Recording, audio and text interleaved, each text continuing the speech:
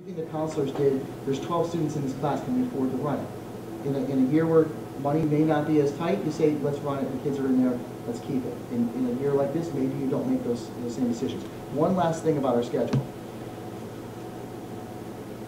We have a unique urban environment. We have 200-300 kids show up and register for high school after this, all the conversations we've had have already taken place. We've done the course request, we've used the course request to build the conflict matrix, used the conflict matrix to build the master schedule, we run it, we work it, we get it to be as efficient as possible, and guess what? Another couple hundred kids come into the mix with varying needs. I always say we don't have 9, 10th, 11th, 12th graders here. We have 9, 9 and a half, 10, 10 and a half, 11, 11 and a half graders. You have kids that are 9th, 10th graders but need 9th grade English. You have kids that are, you know, we have every variation and permutation that you can think of.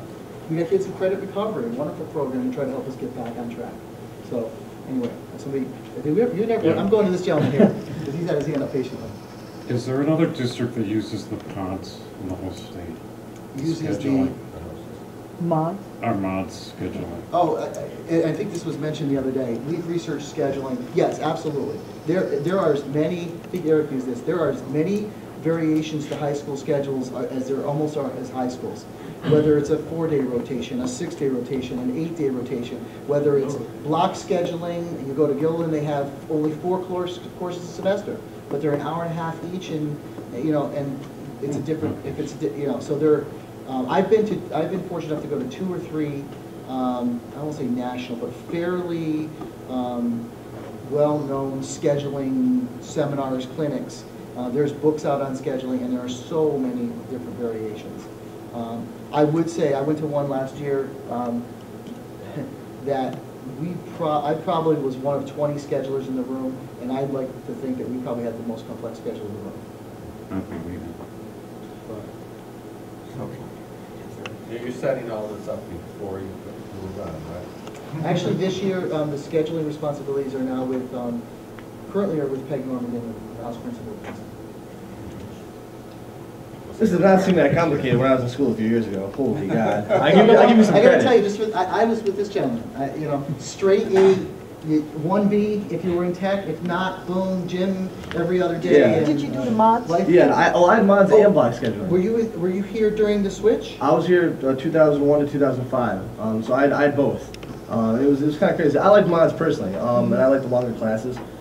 You know, that's just me personally. I think, you know, the more time allotted for teaching is better, especially when you have, I mean, I took a lot of drama classes, a lot of art If classes. you don't mind me asking, because I wasn't involved back then, what was it, you were in here when we had this, we went to a straight schedule for a year? Yeah, we did, yeah. What grade were you in that, just curious? I think I was in 10th. I might have been And in so 10th. you basically had the same courses every day, 5 days? Yeah, and the only thing that changed was it was like gym and health in the middle of my Yeah, day. It was okay, like the rotating great. thing. Everything else was pretty much, Okay. you know, pretty rigid. But I like the mod schedule better.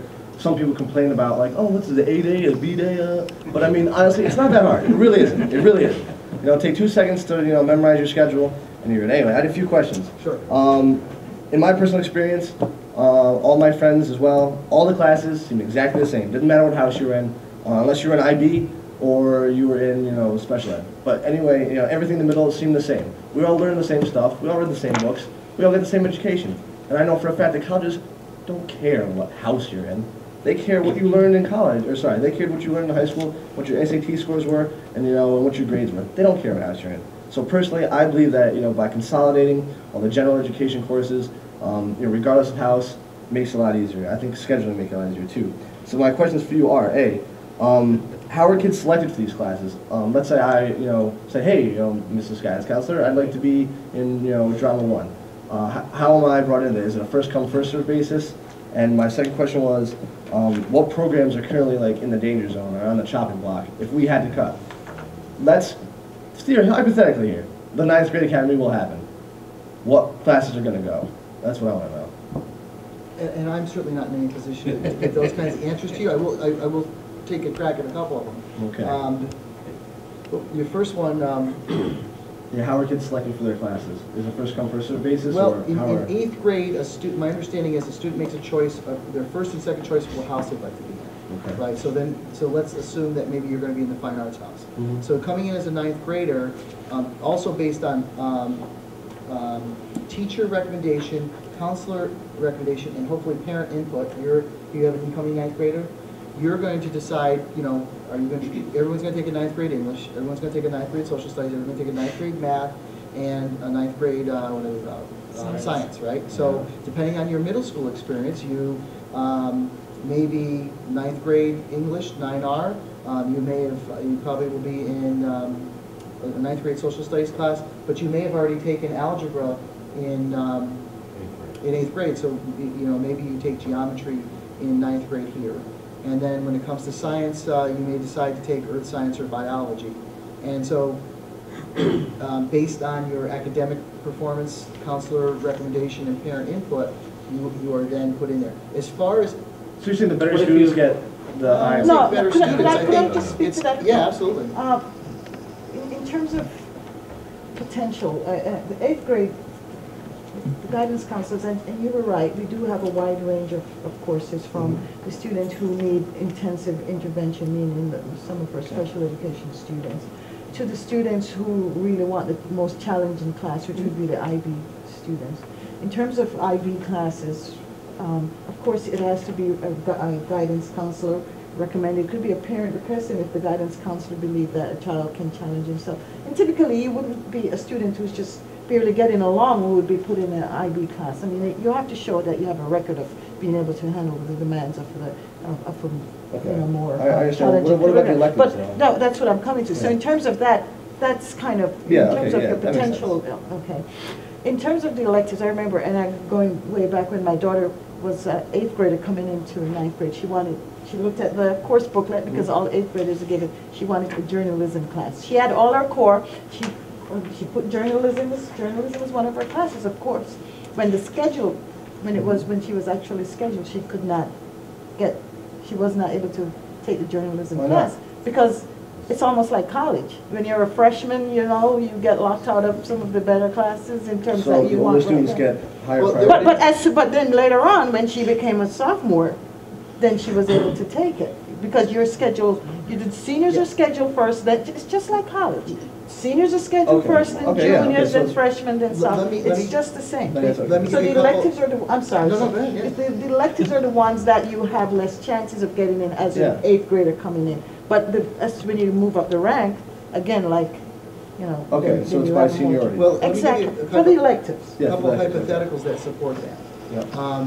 Because it really discusses about program reduction. Let me give you a couple I can think of. IB is has very stringent requirements. There are certain courses that you need to take to get an IB diploma. There are courses that I can see here where there's 33 kids scheduled, or 33 kids that have requested an IB class. What do? Do you tell one student that they can't have a required course when they've enrolled in a program, or do you then create two sections where there's 16 in one and 15 in another? You've just lost some efficiency, but you've supported your program. We run into that occasionally. Forensics is a great example of what you just said. Took forensics, yeah. What's that? I took forensics, yeah. But the demand for forensics after CSI series came out went through the roof. We don't have enough forensic sections to ever satisfy the number of requests. So to Maxine's point, what we did this time is we put grade restrictions on it. We said you had to be, this past year, you had to be an 11th or 12th grader to be scheduled into forensics, hoping that by time the 9th grader or 10th grader who may have been able to fit that in your schedule gets to 11th or 12th grader, they can take it. Sometimes it's just a matter of availability and schedulability. Not a word you'll find in the dictionary, but you get to the point where there's only, the elective only is offered one section, it's offered period 8, and you simply, the other accounting, UHS is period 8, and you have to decide whether you want the accounting, UHS, or something else. So sometimes the elective really is dependent on when it's available Right. and how many seats are available. Okay, so I don't mean to cut you off here, but let me make the question much more direct and Okay. a little bit harder here. Okay, let's say everything else is equal. You have 30 12th graders, right, but only 25 kids can take the class. Okay, let's say they're all the same. They have all the same grades, whatever. How do you select which ones get the class and which ones don't? I'm going to answer that very carefully. Yes. In two ways. To the extent that it will never always be all else is equal, because unless those 25 kids have precisely the same schedule, Hypothetically, let's say they do.